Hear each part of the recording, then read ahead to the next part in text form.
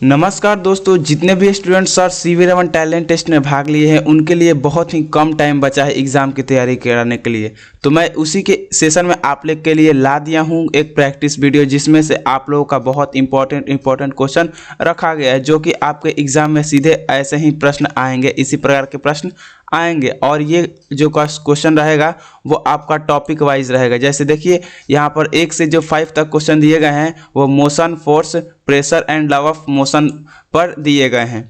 यानी जितने भी 1 से 5 तक प्रश्न है वो मोशन है और फोर्स है, प्रेशर है एंड लॉ ऑफ मोशन है, इस पर रहने वाले हैं। तो जल्दी से आप हमारे चैनल को सब्सक्राइब करके घंटी को ऑल पर सिलेक्ट कर दीजिए।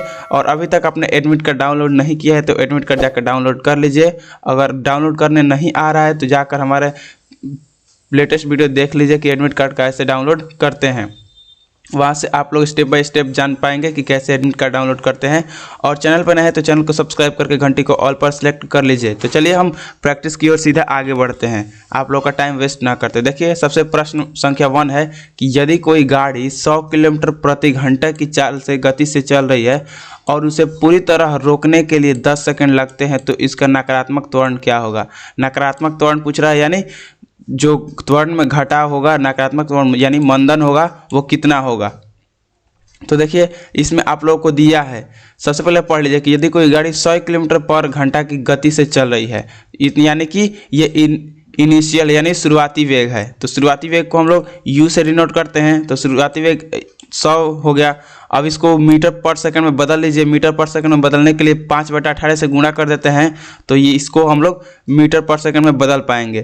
तो इसको मीटर पर सेकंड में बदल लिए हम लोग। और देखिए पूरी तरह से रोकने के लिए यानी उसको गति को शून्य करने के लिए, यानी V क्या हो गया, V हो गया आप लोगों का 0, V हो गया 0। और देखिए पूरी तरह रोकने के लिए 10 सेकंड लगते हैं, यानी टाइम दे दिया गया है 10 सेकंड, यानी T भी दे गया है, यानी V दिया है, T दिया है और U दिया है। तो आप लोगों से A नहीं निकल जाएगा, A यानी त्वरण, वहीं त्वरण आप लोग निकालेंगे तो नकारात्मक त्वरण ही आएगा, क्योंकि गति से रोक रहा है इसलिए इसका त्वरण नकारात्मक होगा। आप लोग इस फार्मूला से निकाल सकते हैं V बराबर U प्लस AT या A बराबर V minus U by T। इस फार्मूला से आप लोग निकाल सकते हैं। आप लोग निकालेंगे तो आप लोग का आंसर इतना आएगा, आप लोग का आंसर आएगा -2.78 मीटर पर सेकंड का स्क्वायर। आप लोग बना लीजिएगा कॉपी कलम पे। देखिए अगला सवाल क्या है कि किसी वस्तु पर लगाया गया बल 30 न्यूटन है और जो इसे 3 मीटर पर सेकंड की त्वरण की चाल से चलाता है, वस्तु का द्रव्यमान क्या है। तो ये फार्मूला F बराबर ma पर क्वेश्चन है, आप लोग इसे बना दीजिएगा। F दिया गया है, A दिया गया है, तो M पूछ रहा है, आसानी से निकल जाएगा, आप लोग बना लीजिएगा। ये भी देखिए सवाल उसी पर है, M दिया गया है इसमें और A दिया गया है, तो बल पूछ रहा है, आसान है। F बराबर ma फार्मूला से निकल जाएगा। M दिया है 5 kg और A दिया है 2 मीटर पर सेकंड का स्क्वायर, तो F बराबर क्या हो जाएगा 5 × 2 यानी 10 न्यूटन हो जाएगा। देखिए अगला सवाल क्या है, 4 नंबर सवाल है कि गति के लिए आवश्यक है, गति के लिए क्या आवश्यक है। तो देखिए आप लोगों को पता होना चाहिए गति के लिए समय और दूरी का आवश्यक है। गति दूरी पता होना चाहिए कि कितनी दूरी गति कर रही है, और समय भी पता होना चाहिए कि कितना समय में जा रही है। यानी किसी वस्तु को गति के लिए समय और दूरी कंपल्सरी है। ऑप्शन ए हमारा राइट आंसर हो जाएगा। अगला देखिए सवाल क्या है कि गुरुत्वाकर्षण बल का मान पृथ्वी की सतह पर किस पर निर्भर करता है। गुरुत्वाकर्षण बल का मान पृथ्वी की सतह पर किस पर निर्भर करता है। तो मैं बता दूं आप लोगों को कि जो निर्भर करता है गुरुत्वाकर्षण बल का मान वो पृथ्वी के घनत्व और वस्तु की दूरी पर डिपेंड करता है। यानी वस्तु पृथ्वी से कितनी ऊंचाई पर है और पृथ्वी का घनत्व कितना है, इसी पर डिपेंड करता है। ऑप्शन सी हमारा राइट आंसर हो जाएगा। अगला देखिए सवाल जो होने वाला है, आप लोग का टॉपिक है कि फ्रिक्शन, हीट एंड टेम्परेचर, घर्षण और ऊर्जा और तापमान से होने वाला है। देखिए तो सबसे पहला सवाल कि घर्षण किस प्रकार का बल है। तो घर्षण एक प्रकार का संपर्क बल है। संपर्क बल यानी कांटेक्ट फोर्स है, यानी जब तक किसी वस्तु में संपर्क रहेगा तभी घर्षण काम करेगा। अगर मैं इस टेबल पर अपना हाथ रगड़ूं तो ये जब तक मेरा हाथ इस टेबल में सटा रहेगा तभी तक घर्षण बल कार्य करेगा। अगर मैं इसके ऊपर से 1 ही सेंटीमीटर ऊपर से करूँ तो वहाँ पर टेबल और मेरे हाथ के बीच घर्षण बल कार्य नहीं करेगा। तो ऑप्शन ए हमारा राइट आंसर हो जाएगा, संपर्क बल। अगला देखिए सवाल क्या है कि तापीय संतुलन की स्थिति में दो वस्तुओं के बीच क्या समान होता है। तो देखिए आप लोगों को क्वेश्चन में ही बोला गया है संतुलन। संतुलन की अवस्था में क्या होता है कि एक वस्तु दूसरी वस्तु के ताप के बराबर है। तापीय संतुलन यानी दोनों वस्तुओं का ताप बराबर होगा। ऑप्शन सी हमारा राइट आंसर हो जाएगा, यानी दोनों वस्तुओं का ताप बराबर होगा। अगला सवाल है कि यदि किसी वस्तु को गर्म किया जाता है तो उसका द्रव्यमान क्या होता है, बढ़ जाता है कि घट जाता है कि समान रहता है कि नहीं बदलता है, यानी अनिश्चित रहता है। तो मैं आपको बता दूं कि समान रहता है, कोई परिवर्तन नहीं होता है। आप पानी को गर्म कीजिए और चाहे ठंडा कीजिए, उसका द्रव्यमान उतना ही रहेगा। या आप लोहे को ले लीजिए, लोहे को गर्म कीजिएगा, पिघल जाएगा, लेकिन फिर भी उसका द्रव्यमान उतना ही रहेगा जितना कि ठोस अवस्था में था। अगला देखिए सवाल 9 नंबर है कि कौन सा पदार्थ ऊष्मा का सबसे अच्छा चालक है। कौन सा पदार्थ, तो चांदी जो है, सिल्वर जो है ऊष्मा का सबसे अच्छा चालक है, और यही ऊष्मा और विद्युत का भी चालक है। यानी सबसे अच्छा ऊष्मा और विद्युत का चालक चांदी है, ना कि सोना। अगला देखिए सवाल क्या है, पानी को 0 डिग्री सेल्सियस पर बर्फ में बदलने के दौरान कौन सी ऊर्जा निकलती है। तो गुप्त ऊष्मा एक प्रकार की ऊष्मा होती है जो कि पानी को 0 डिग्री सेल्सियस पर बर्फ में बदलने के दौरान ऊर्जा निकलती है। पानी एक ऐसा तत्व है जो 0 डिग्री सेल्सियस पर जमता भी है और 0 डिग्री सेल्सियस पर पिघलता भी है।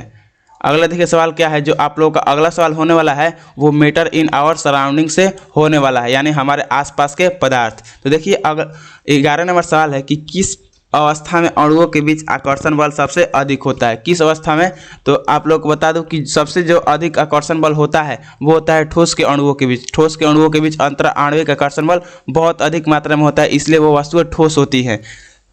ठोस अवस्था में बहुत अधिक अंतर आणविक आकर्षण बल लगता है। अगला देखिए सवाल जो है, जल वाष्पन दर किस पर निर्भर करता है, यानी जल का जो वाष्पन है वो किस पर डिपेंड करता है, तो सतह का क्षेत्रफल पर डिपेंड करता है। अगर आप एक गिलास में जल का वाष्पन कराइएगा तो बहुत कम होगा, वहीं एक थाली में कराइएगा तो जल का वाष्पन बहुत अधिक मात्रा में होगा।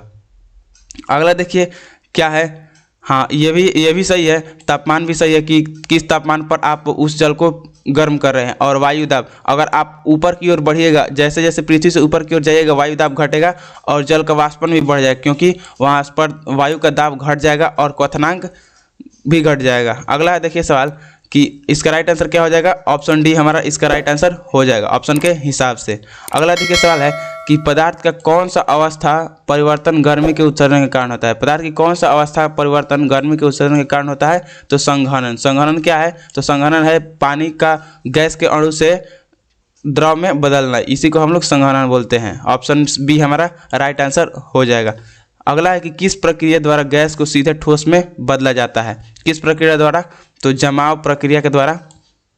और वहीं बात आपको कर दे कि किस प्रक्रिया द्वारा ठोस से गैस में सीधा बदला जाता है, तो ऊर्ध्वपातन प्रक्रिया द्वारा ठोस से सीधा गैस में बदला जाता है, और गैस से सीधा ठोस में जमाव की प्रक्रिया के द्वारा बदला जाता है। अगला देखिए सवाल है 15 नंबर की, बर्फ के टुकड़े ठंडे होते हैं क्योंकि।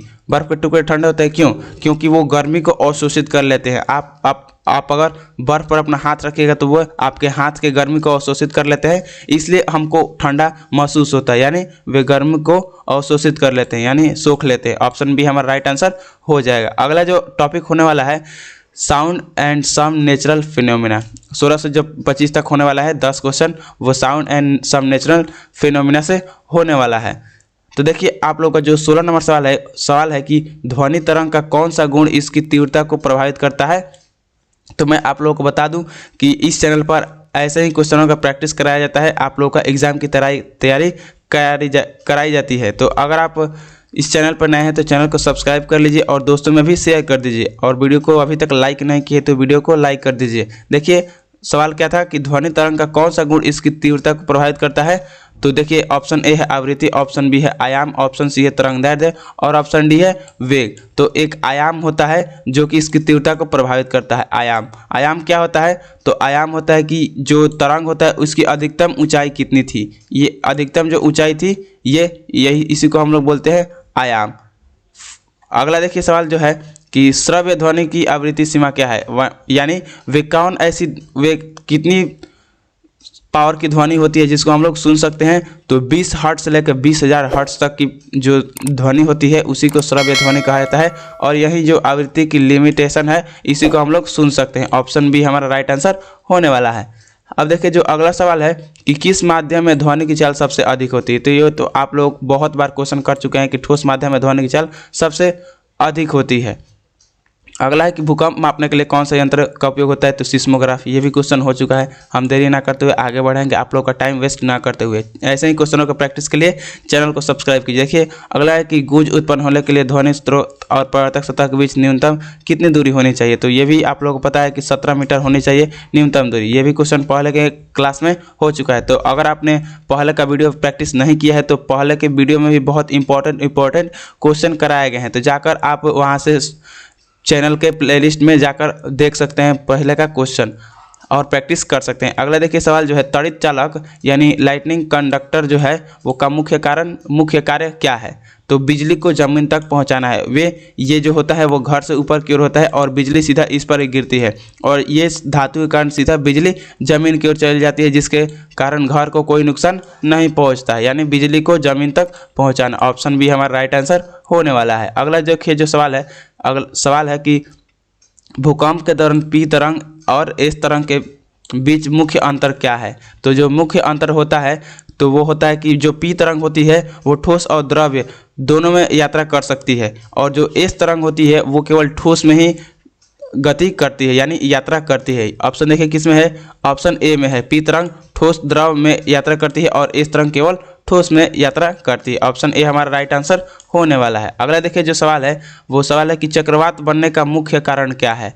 चक्रवात बनने का मुख्य कारण क्या है। तो समुद्र का बनना, समुद्र का गर्म होना, ये बात कर रहा है। जो समुद्र में चक्रवात बनता है, तो समुद्र में जो गर्म हो जाता है पानी, यानी उसका पानी नीचे की ओर ऊपर की ओर आ जाता है और नीचे की ओर ठंडी पानी एकदम स्पीड में आती रहती है, जिस कारण समुद्र में चक्रवात आ जाता है। अगला जो है सवाल है कि किस घटना के कारण वायुमंडल में बिजली गिरती है। किस घटना के कारण वायुमंडल में बिजली गिरती है। तो देखिए जो ऑप्शन ए है वायुमंडलीय घर्षण के कारण, ऑप्शन बी है कि नमी का संघनन, ऑप्शन सी है कि नकारात्मक और सकारात्मक आवेशों के बीच घर्षण और ऑप्शन डी है गुरुत्वाकर्षण बल। तो जो आप लोग का आंसर होने वाला है वो सकारात्मक और नकारात्मक आवेशों के बीच घर्षण, यानी प्लस और माइनस आवेशों के बीच घर्षण के कारण जो बिजली गिरती है, इसी कारण गिरती है। जो प्लस और नेगेटिव चार्ज होते हैं उसी कारण बिजली गिरती है। अगला जो 25 नंबर सवाल है तो वो सवाल है कि कौन सी प्राकृतिक घटना सौर वायुमंडल से संबंधित है। तो तारे का जन्म, कि धूमकेतु का निर्माण, कि सौर ज्वालाएं, कि ब्लैक होल का निर्माण। तो सौर ज्वालाएं जो होती है वो प्राकृतिक घटना और सौर वायुमंडल से संबंधित है। ऑप्शन सी हमारा राइट आंसर होने वाला है। अगला जो सवाल है वो light and star and solar system से होने वाला है। तो देखिए अगला है कि उत्तल दर्पण का उपयोग मुख्य रूप से कहाँ किया जाता है। तो आप लोगों को पता होना चाहिए कि उत्तल दर्पण का मुख्य रूप से 2-3 ही उपयोग है। एक वाहनों के साइड मिरर के रूप में, एक बैक मिरर के रूप में और एक रोड पर जो लाइट लगाया जाता है उसमें, यही 2-3 उपयोग होता है। तो देखिए वाहनों के साइड मिरर के रूप में, ऑप्शन ए हमारा राइट आंसर होने वाला है। वहीं बात करें अवतल दर्पण की तो उसका बहुत ज़्यादा उपयोग होता है, जैसे दाढ़ी बनाने में उपयोग होता है, सोलर जो खाना बनाने में प्रयोग होता है उसमें भी प्रयोग होता है, और जैसे हो गया वाहनों के हेडलाइट में होता है। बहुत सारा इसका उपयोग है, जैसे दांत के मरीज दांत को देखने के लिए इसका उपयोग करते हैं, अवतल दर्पण का उपयोग। अगला जो आप लोगों का सवाल होने वाला है तो वो सवाल है कि यदि उत्तल लेंस की फोकल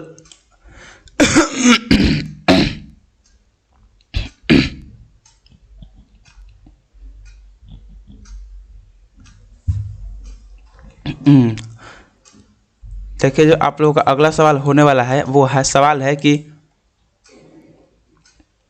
देखिए आप लोग का जो अगला सवाल होने वाला है वो है कि यदि उत्तल लेंस की फोकल लंबाई 25 सेंटीमीटर है तो इसकी क्षमता क्या होगी। तो P बराबर 1/f पर ये बन जाएगा, आप लोग इसे बना लीजिएगा। अगला है कि वह बिंदु जहां प्रकाश की किरणें एकत्रित होती है क्या कहलाती है। तो आप लोग को पता होना चाहिए कि जहां प्रकाश की किरणें आकर मिलती है उसको हम लोग फोकस कहते हैं। फोकस एक ऐसा बिंदु होता है जहाँ पर दर्पण से टकराने के बाद सभी प्रकाश की किरणें एक स्थान पर जो मिलती है उसी को हम लोग फोकस बोलते हैं। ऑप्शन ए हमारा राइट आंसर होने वाला है। अगला है कि नक्षत्रों के समूह को क्या कहते हैं। तो नक्षत्रों के समूह को नक्षत्र कहते हैं। अभी तक शायद 27-28 नक्षत्र हैं और सूर्य जो है एक महीना में 2.25 नक्षत्र को पार कर जाता है। अगला देखिए जो सवाल है कि सूर्य ग्रहण की स्थिति में कौन सा खगोलीय पिंड पृथ्वी और सूर्य के बीच आता है। तो जो चंद्रमा है वहीं सूर्य और पृथ्वी के बीच आता है, जिसके कारण सूर्य ग्रहण होता है। अगला है सवाल कि चंद्र ग्रहण की स्थिति में क्या होता है। तो जो चंद्र ग्रहण की स्थिति में होता है वो चंद्रमा और सूर्य के बीच पृथ्वी आ जाती है। चंद्रमा और सूर्य के बीच पृथ्वी। ऑप्शन चंद्रमा और सूर्य के बीच पृथ्वी, चंद्रमा और सूर्य के बीच पृथ्वी, सूर्य और चंद्रमा के बीच पृथ्वी। तो ये दोनों ऑप्शन सही है, चंद्रमा और सूर्य के बीच पृथ्वी या सूर्य और चंद्रमा के बीच पृथ्वी। ऑप्शन बी और सी दोनों सही है। अगला है सवाल कि तारों की चमक यानी जो ब्राइटनेस होती है तारों की वो किस पर डिपेंड करती है। तो वो उनके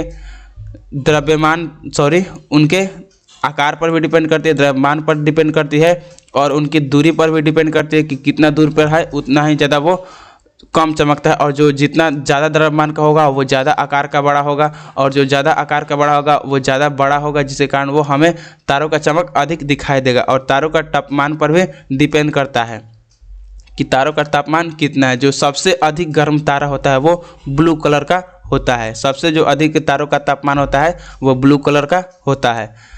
अगला है सवाल कि सूर्य का कौन सा भाग प्रकाश उत्सर्जित करता है। सूर्य का कौन सा भाग। तो जो फोटोस्फीयर होता है वही प्रकाश उत्सर्जित करता है। यहाँ का तापमान 5500 डिग्री सेल्सियस होता है। अगला जो सवाल है कि ब्लैक होल का निर्माण कैसे होता है। ब्लैक होल का निर्माण कैसे होता है तो मैं आप लोग को बता दूं कि ये ब्रह्मांड का सबसे अधिक घनत्व वाला ये होता है, जिसका घनत्व बहुत अधिक होता है। इसकी एक चम्मच की जो भार होता है वो होता है 10 हाथियों के भार के बराबर। और जो सौर मंडल का हमारा सबसे अधिक घनत्व वाला जो ग्रह है वो हमारा खुद पृथ्वी है। पृथ्वी का घनत्व अन्य सभी ग्रहों की अपेक्षा अधिक होता है। तो देखिए सवाल है कि ब्लैक होल का निर्माण कैसे होता है। तो ब्लैक होल का जो निर्माण होता है वो तारों के सुपरनोवा विस्फोट के बाद होता है। जो तारे विस्फोट करते हैं, तारों का अंत दो प्रकार से होता है। एक होता है जो रेड जाइंट होते हैं वही ब्लैक होल का निर्माण करते हैं। अगला है सवाल कि देखिए कि सौर मंडल में सबसे बड़ा ग्रह कौन सा है। तो सौर मंडल का सबसे बड़ा ग्रह बृहस्पति है। ऑप्शन ए हमारा राइट आंसर होने वाला है। जो अगला जो सवाल 36 से 45 तक होने वाले हैं वो होने वाला है wind, storm, cyclones and pollution से होने वाला है। तो देखिए अगला है कि चक्रवात बनने के लिए समुद्र का न्यूनतम तापमान कितना होना चाहिए। तो समुद्र में जो चक्रवात बनता है उसका न्यूनतम तापमान होता है 27 डिग्री सेल्सियस होता है, जिसके कारण समुद्र में चक्रवात बनता है। अगला सवाल है 37 नंबर कि हवा के कम दबाव वाले क्षेत्र में वायु दाब का प्रभाव क्या होता है। तो हवा अंदर की ओर बहती है जिसके कारण ही चक्रवात आता है। ऑप्शन ए हमारा राइट आंसर होने वाला है। अगला है कि तूफान के केंद्र को क्या कहा जाता है। तो तूफान के केंद्र को आई कहा जाता है, यानी आँख कहा जाता है तूफान के केंद्र को। अगला है कि ओजोन परत मुख्य रूप से किस प्रकार के विकिरण को रोकती है। तो ओजोन परत मुख्य रूप से पराबैंगनी विकिरण को रोकती है। एक प्रकार का यह हानिकारक विकिरण होती है जो कि हमारे स्किन कैंसर का कारण बनती है और बहुत सारे रोग का कारण बनती है। अगला है कि कौन सा प्रदूषक वायुमंडल में अम्लीय वर्षा का मुख्य कारण है। तो वो जो सल्फर डाइऑक्साइड होती है और नाइट्रोजन ऑक्साइड भी होती है, वो यहाँ पर नाइट्रोजन डाइऑक्साइड बोल रहा है। अगर नाइट्रोजन ऑक्साइड बोलता है तो ऑप्शन दोनों सही होता है, यानी यहाँ पर जो बोल रहा है सल्फर डाइऑक्साइड यही मेन कारण है। और एक और होता है नाइट्रोजन ऑक्साइड, वो भी अम्ल वर्षा का कारण है। अगला जो 41 नंबर सवाल है कि पानी के प्रदूषण का सबसे बड़ा कारण कौन सा है। तो जो औद्योगिक अपशिष्ट होते हैं, जो कारखानों से अपशिष्ट बहाए जाते हैं, वही पानी के प्रदूषण का मुख्य कारण है। ऑप्शन बी हमारा राइट आंसर होने वाला है। देखिए अगला सवाल है कि ग्रीन हाउस प्रभाव किसके कारण होता है। तो ग्रीन हाउस प्रभाव जो होता है वो कार्बन डाइऑक्साइड के कारण होता है। अगला है कि जल का प्रदूषण मापने के लिए किस सूचकांक का उपयोग किया जाता है। तो जल का जो प्रदूषण मापा जाता है वो BOD के सहायता से मापा जाता है। ऑप्शन बी हमारा राइट आंसर होने वाला है। और आप हमें कमेंट बॉक्स में बताइए कि BOD का फुल फॉर्म क्या होता है। जितने भी स्टूडेंट को पता है कि BOD का फुल फॉर्म ये होता है कमेंट बॉक्स में बताइए, और नहीं पता है तो गूगल कर लीजिए और हमें कमेंट बॉक्स में बताइए कि क्या होता है। और ऐसे ही क्वेश्चनों का प्रैक्टिस के लिए आप हमारे चैनल को सब्सक्राइब कीजिए, दोस्तों में शेयर कीजिए। अभी तक चैनल पर सब्सक्राइब नहीं किए हैं तो कर लीजिए सब्सक्राइब। अगला देखिए सवाल जो है कि कौन सा गैस स्मॉग के निर्माण के लिए जिम्मेवार है। तो नाइट्रोजन ऑक्साइड जो होता है वही स्मॉग के निर्माण के लिए जिम्मेवार है। अगला है 45 नंबर सवाल कि फोटोकेमिकल स्मॉग का मुख्य घटक कौन सा है। तो जो ये होता है वो ट्रोपोस्फेरिक ओजोन होता है, यही फोटो केमिकल स्मॉग का मुख्य घटक है? ऑप्शन सी हमारा राइट आंसर होने वाला है। सारे के सारे क्वेश्चन इंपॉर्टेंट है, तो आप सभी एक भी क्वेश्चन को मिस मत कीजिएगा, सभी के सभी क्वेश्चन को याद कर लीजिएगा। अब देखिए जो अगला सवाल है इलेक्ट्रिसिटी एंड एटम से होने वाला है। 46 से लेकर 55 तक जो सवाल है वो इलेक्ट्रिसिटी और एटम यानी विद्युत और परमाणु से होने वाला है। तो देखिए पहला जो सवाल है कि यदि एक परिपथ में 5 एम्पियर की धारा और प्रतिरोध 10 ओम है तो विभव का अंतर क्या होगा? ये ओम के नियम पर सवाल है, V बराबर IR होता है।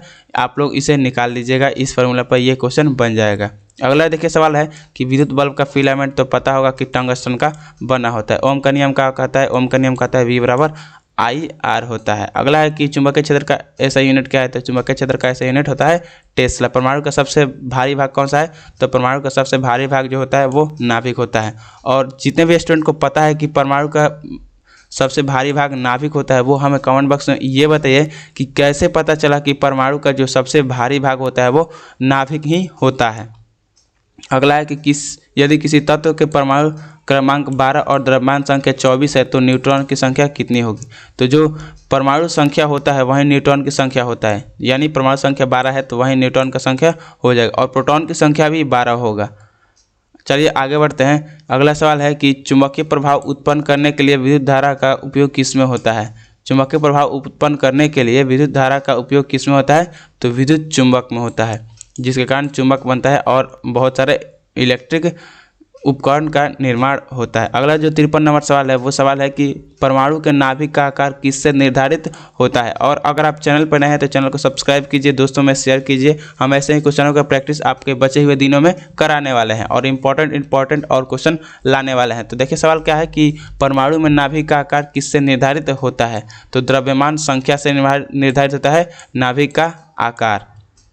अगला है कि रदरफोर्ड की खोज किसने की? यानी इलेक्ट्रॉन की खोज किसने की? इलेक्ट्रॉन की जो खोज की थी वो जे थॉमसन यानी थॉमसन साहब ने किया था। इनको हम लोग थॉमसन भी कोई बोलता है, कोई थॉमसन भी बोलता है। अगला जो सवाल है 55 नंबर कि परमाणु के केंद्र में नाभिक क्यों स्थिर रहता है? तो परमाणु के केंद्र में जो प्रोटॉन होता है और न्यूट्रॉन होता है, आप लोगों को पता होगा कि परमाणु के केंद्र में प्रोटॉन और न्यूट्रॉन होते हैं और इलेक्ट्रॉन जो होता है वो नाभिक के चारों ओर चक्कर लगाता है। तो जो प्रोटॉन और न्यूट्रॉन के बीच नाभिकीय बल है उसी कारण परमाणु का केंद्र में नाभिक स्थिर रहता है, नहीं तो ये ब्लास्ट हो जाता है। सबसे जो अधिक मजबूत बल होता है वह नाभिकीय बल ही होता है। तो आज के इस सेशन में इतना ही।